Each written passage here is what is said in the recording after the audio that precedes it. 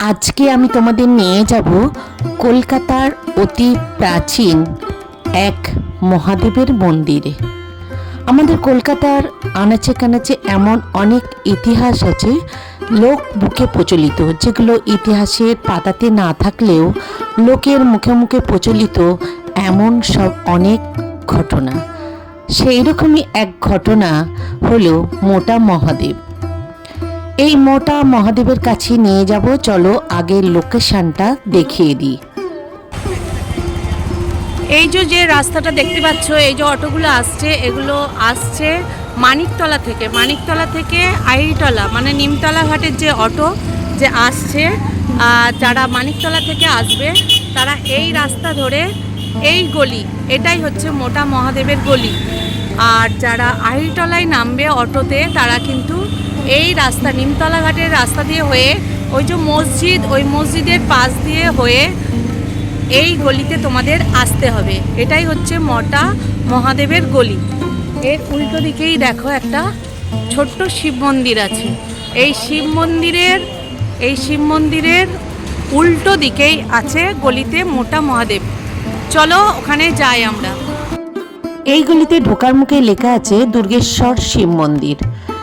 এই দুর্গেশ্বর মহাদেবের মন্দির যেতে গেলে দেখো এই পাশে রান্না হচ্ছে, এই গলি দিয়েই সোজা চলে যেতে হবে তোমাদের।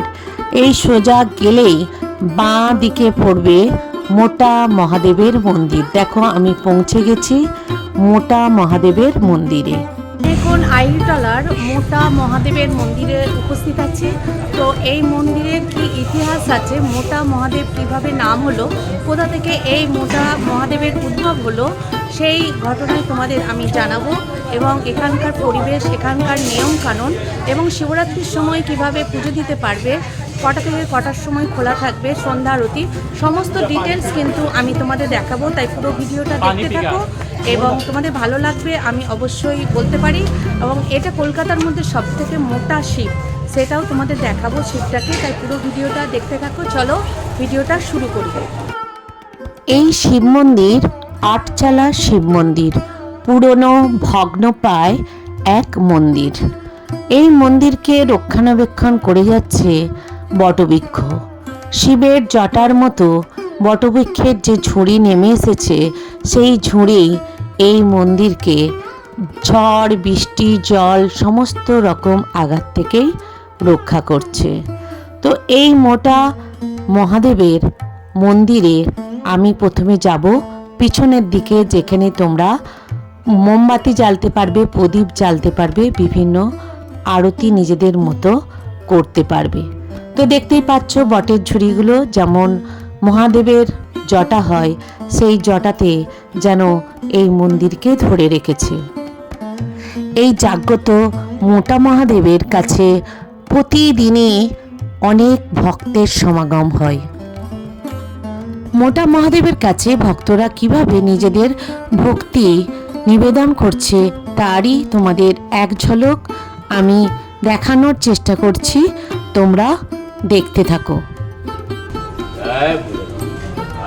মহাদেব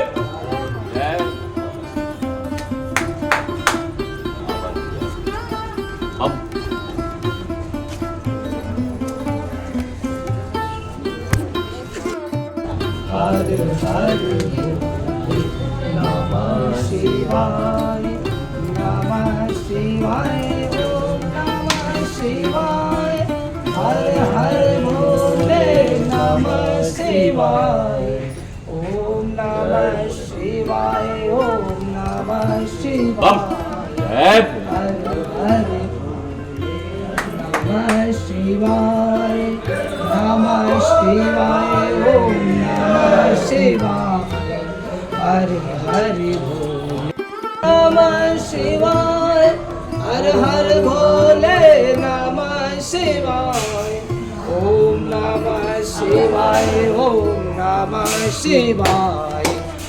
এই মোটা মহাদেব প্রায় 10 ফুট উঁচু, তাই লোহার সিঁড়ি বেয়ে ওপরে উঠেই বাবাকে দর্শন করতে হয় আর মাথায় জল ঢালতে হয়। দেখো লোহার সিঁড়ি দুদিকেই আছে। এবার আমরা জেনে নেব এই মন্দির প্রতিষ্ঠার ইতিহাস। 1716 সালে যখন সবে কলকাতা শহর তৈরি হচ্ছে, তখন আইটলার হাটখলা দত্ত পরিবারের রসিকলাল দত্ত এই মন্দিরটি প্রতিষ্ঠা করেন। তবে আমি লোকমুখে শুনলাম সেটা হলো যে এক কেস লড়তে ব্যারিস্টার হিসাবে তিনি বিদেশে গিয়েছিলেন। সেখানে সেই কেস তিনি জেতেন, অনেক টাকা দিতে চেয়েছিলেন, কিন্তু উনি টাকার পরিবর্তে এই যে মোটা মহাদেব তৈরি হয়েছে এই কোষ্ঠী পাথরটাকে তিনি চেয়েছিলেন। ওই কোষ্ঠী পাথরকেই তিনি প্লেনে করে ভারতে নিয়ে এসেছিলেন এবং এখানে এই মোটা মহাদেবের রূপ দিয়েছিলেন। সেই থেকেই এর নাম হয়েছে মোটা মহাদেব। আজও দত্তবাড়ির লোকেদের অধিকারেই কিন্তু এই মোটা মহাদেব মন্দির আছে। এই মোটাদেব মহাদেবের মন্দিরের পাশ দিয়েই নাকি গঙ্গা বয়ে যেত। গঙ্গা মজতে মজতে এখন অনেক দূর চলে গেছে, যেটা এখন বর্তমানে ভূতনাথ আর নিমতলা মহাশ্মশানের গায়ে চলে গেছে। লোকমুখে প্রচলিত আছে যে মোটা মহাদেবকে একদিন লোকেরা দেখে যে মন্দিরের মধ্যে নেই, খালি মন্দির। তখন নাকি তাকে পাওয়া যায় গঙ্গার ধারে। তখন থেকেই বাবা যাতে না পালিয়ে যেতে পারে সেই জন্য মোটা শিকলে করে বাবাকে বেঁধে রাখা হয়। আজও কিন্তু বাবা শিকলেই বাঁধা আছে। সেই অবস্থাতেই মোটা শিকলে শিব বাঁধা পড়ে আছে। তো এইভাবেই একের পর এক লোক প্রচলিত ইতিহাস ঘটনা সাক্ষী হয়ে বয়ে চলেছে মোটা মহাদেবের ঘটনায়। চলো পুরোহিতের কাছে কিছু জেনে নিই। পুরোহিত হ্যাঁ উনি হচ্ছেন গৌরচন্দ্র মুখার্জি, হ্যাঁ ঠিক আছে। আর ওর আগের যে মেন পুরোহিত ছিলেন উনি কানাইলাল মুখার্জি। আচ্ছা আর কানাইলাল মুখার্জি আগে যিনি ছিলেন উনি নফরচন্দ্র মুখার্জি। সব আমাদের বংশ পরস্পর বংশ পরম্পরা হয়ে আছে। এই শিবটাই তো বলছে মেন পেয়েছিলেন এই দত্তবাড়ির। এইটা হচ্ছে মাটির নিচে ছিল, ঠিক আছে। আচ্ছা বলুন। তখন ব্রিটিশ সরকারের টাইমে হ্যাঁ এখান থেকে আইডেন্ট করছিলেন, আইডেন্ট করার সময় হ্যাঁ এই বাবাকে পাওয়া গেছে, আচ্ছা ঠিক আছে। তখন এই বাবাকে পাওয়া যেত, তখন এখানে পুজো আর্চা শুরু হয়। এবার আজ থেকে 70-80 বছর আগে হ্যাঁ এখানে একটা মন্দির করে দিল। আচ্ছা থেকে বাবাকে এখানে পুজো আর্চা দেখাশোনা আমাদের পূর্বপুরুষ করে দেয়। এইটা আর আর মোটা শিবটা মোটা শিবটা আমার কাকা বলছে গৌরচন্দ্র। না না মানে এরপর ওটা কিনেছে। না, ওটা তো ওখানে তৈরি হয়েছে, আচ্ছা ওটাকে তৈরি হয়েছে কুষ্টি পাথর। উনি কুষ্টি পাথর, উনিও কুষ্টি পাথর। ওটা তো বললেন উনি ওই বিদেশ থেকে এনেছেন। হ্যাঁ, বিদেশ থেকে মানে এসেছিল, ফিনিশিংটা এখানে করেছে। পার্ট বাই পার্ট আছে। না, পুরো একটা পাথরের ওপরেই করা আছে, পাথরটা বাইরে থেকে নিয়ে আসে। নিয়ে সেখানে ফিনিশিং করেছে। এ কত বছরের ওটা? 400 বছর। 400 বছর, ইনিও 400 বছর। এও 400 বছর, মানে এটা প্রথম হয়েছে, তারপর ওটা এসেছে, মানে এটাকে পেয়েছিল। পেয়েছে। ও আচ্ছা আচ্ছা আচ্ছা। আপনার নাম? আমার নাম সুরজিৎ মুখার্জি। ওকে। আপনারা কি এই দত্তবাড়িতেই থাকেন? আমরা এই দত্তবাড়িতে থাকি। ওদের বংশধর এখানে থাকে নাকি? আগে সব থাকতো, এখন সব কেউ থাকে না, এখন সব ওই টালিগঞ্জের দিকে সব থাকতো, চলে গেছে। চলে গেছে। মাসে একবার আসে, দেখা সাক্ষাৎ করে চলে যায়। ওকে। এই হলো না।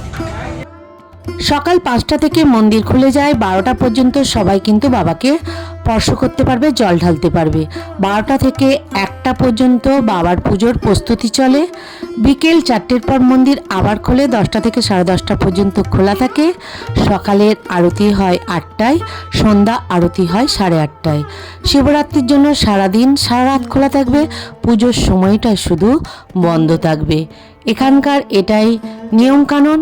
তো চলো বন্ধুরা, আরেকজনের কাছে আমি জেনে নিই যারা পূর্বপুরুষ থেকে এখানে দোকান আছে।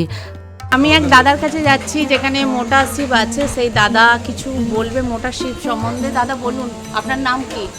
रामाधार साहब। রামাধার সাউ। একটু শিব মোটা শিব সম্বন্ধে বলুন না। मोटा शिव संबंध हम लोग जानते हैं इतना ही बात कि बाबा का मंदिर जो है आज से 400 बरस पुराना मंदिर है। और यहाँ पर गंगा का किनारा पहले रहता था, जिसे अभी बाबा भूतनाथ गंगा के किनारा में है, एकदम नदी के छोर पर। हाँ इस तरीक़ा से बाबा का मंदिर इस नदी के छोर के किनारा पर, बगल में मस्जिद है, एक बहुत विशाल मस्जिद, टीपू सुल्तान का बनाया हुआ मस्जिद। और इसको हम लोग अभी जानते हैं इस तरीक़ा से कि ये मंदिर जो है गंगा किनारा के नतीजा, एक तो अंदर में माठ है, मोहम्मद रमजान लाइन में CIT माठ है, उस माठ के अंदर में एक तो जटी मैंने नाव बांधने वाला लोहा दिखाई देता है। इससे हम लोग को समझ में आता है कि गंगा इस किनारा तक था। तो फंसते फंसते बढ़ते बढ़ते वहाँ तक गया है गंगा। शशान भी यहीं था बगल में। और एक राजबाड़ी का राजा का बाड़ी है बगल में, दत्तोबाड़ी के ही मालिक का यही है मंदिर है, उनका देख रेख उन्हीं का अंदर में होता है। और দত্তবাড়ির রাজারাই প্রথম পেয়েছিলেন মোটা হ্যাঁ, শিবকে। হ্যাঁ, হ্যাঁ। তো পাশে ওদের বাড়ি আছে? আছে, ওরা এখনো আছে, ওদের বংশ আছে। এখনো বংশ আছে? হ্যাঁ। কোথায় ওদের এই পাশে? হ্যাঁ। বাড়িটা কোথায়? এইতে এখন ওরা তো এখানে থাকে না, অন্য জায়গায় থাকে, কেউ থাকে না? টালিগঞ্জে থাকে সব। আচ্ছা আচ্ছা আচ্ছা, ওরাই পেয়েছিল। হ্যাঁ। এই মোটা শিব এরকম ভগ্নপ্রায় মন্দির এর সারা ওনার শখ আছে, ওনাদের যাদের মন্দির এই যে দত্তবাড়ি, ওরা বলে আমার পুরনো জিনিস থেকেই ভালো লাগে, পুরনোটাই আমার ভালো। লোকে বললে বহু লোকে কি এটা যদি করা যায়, রিপেয়ারিং করা যায়, তা বাবা পালিয়ে যাবে, ভাগ কারো ধ্বংস হবে, মানে প্রবাদ। হ্যাঁ এটা আচ্ছা হবে। আচ্ছা, তার মানে এই দত্তবাড়ির যে আইটলের যে দত্তবাড়ি রাজা, ওরা প্রথম পেয়েছিল এটা। ওনারই আছে আজ পর্যন্ত, ওনাদের ওদেরই মধ্যেই আছে। আচ্ছা আচ্ছা, ওদেরই শিব। হ্যাঁ, এখনো পুরোহিত যারা আছে হ্যাঁ। সব ওনারই লোক, ওনারই ঘরে থাকে, ওনারই বাড়িতেই থাকে। ও আচ্ছা আচ্ছা, ওনার বাড়িতেই থাকে। হ্যাঁ। অসংখ্য ধন্যবাদ দাদা। বলছি ভাই, মন্দির কটা থেকে খোলে সকালে? 5টা? সারাদিন খোলা থাকে? 1টা পর্যন্ত? আবার পারবো না। আচ্ছা, ধোয়া পোছা সব করানো হয়। 11টা পর্যন্ত ঢুকতে পারবে? আচ্ছা, 12টা থেকে 1টা ঢুকতে পারবে না। আর বিকেলবেলা কটা থেকে খোলে? কটা থেকে খোলে বিকেলে? 4টা থেকে কটা পর্যন্ত খোলা থাকে? রাত্রি 10টা, 10:30। বিকেলবেলা বাবার গায়ে হাত দিতে পারবে না? ওকে। আর এখানে সন্ধ্যা আরতি বা কিছু পুজো রাত্রি 1:30? আর এই সকালে ভাই, সকালে কটায়? সকালে কটায় হয়? 8টা। সকালে 8টা, সন্ধ্যে 8:30। ওকে। আরে শ্রাবণ মাসে উৎসব হয়, শ্রাবণী মেলা। আর শিবরাত্রি স্পেশাল কিছু ব্যবস্থা আছে এখানে? মানে যে কেউ আসবে এই টাইম মেনটেন করে পুজো দিতে পারবে? সারা রাত সারাদিন খোলা থাকবে শিবরাত্রি? হ্যাঁ, বন্ধ, তারপর খোলা থাকবে। ওকে। মানে এটাকে বাঁধিয়েছে দেখে মনে হচ্ছে যেন বসিয়ে দিয়েছে, তাই তো? এটা তো মাটির উপর থেকে উঠেছে এই শিবটা।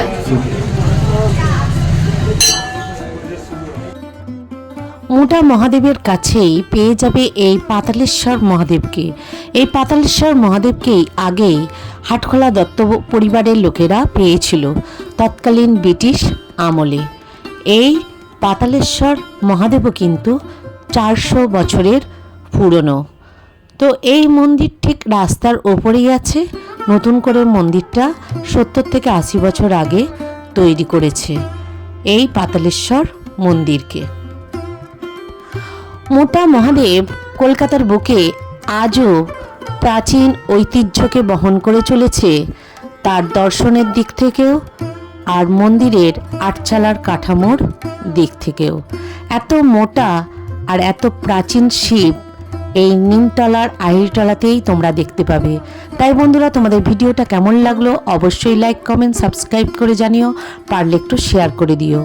তোমাদের সঙ্গে আবার দেখা হবে নতুন কোনো ভিডিওর সাথে।